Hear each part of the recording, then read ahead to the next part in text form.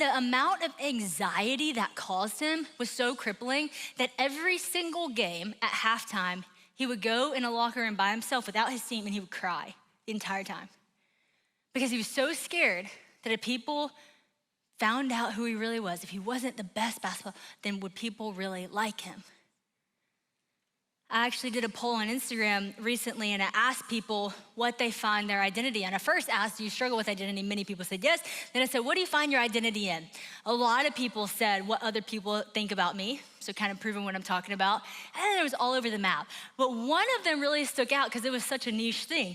This girl said, I find my identity in being a veterinarian assistant. And I thought, that's interesting. Hadn't seen that answer yet. Then comma, because it's what I feel confident in. And I thought, there it is. It can be anything, whatever you feel confident in. Maybe it's your sorority.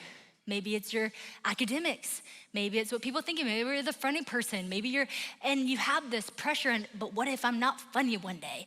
What happens when I graduate? What happens whenever, if I go a different career path? And all of a sudden you get nervous because if that one thing changes, your whole identity is uprooted. You see, I go on to give you some of the examples people said. People said they found their identity in their fitness. A lot of people said their looks. A lot of people said how other people view me.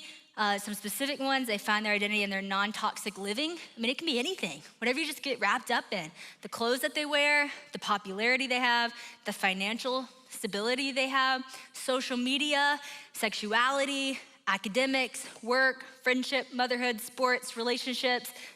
Goes on and on and on and on. The list was so many different things. It's whatever you find confidence in. The problem is that all of those things are subject to change.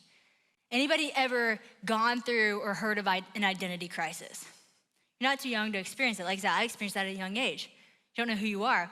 The definition of an identity crisis is a period of uncertainty and confusion in which a person's sense of identity becomes insecure, because it's typically due to a change in their expected aims or role in society. Again, anytime there's a change and that identity is shaken, it's like, who even am I? We saw this happen firsthand when TikTok was banned for 12 hours. I mean, when TikTok got banned, everybody's like, who am I? Not really, but a lot of influencers were asking that, and for fair reason.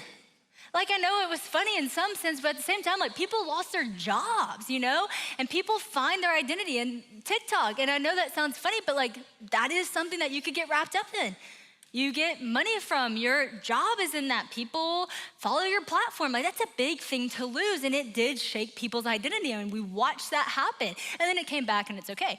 But some things don't come back. I mean, on a way more serious note, the fires that just happened out in LA. I mean, you just watch homes just gone.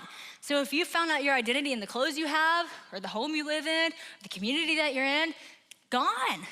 And then again, it doesn't even have to be tragic. It doesn't have to be a tragic reason that a season changes. You graduate, seasons change.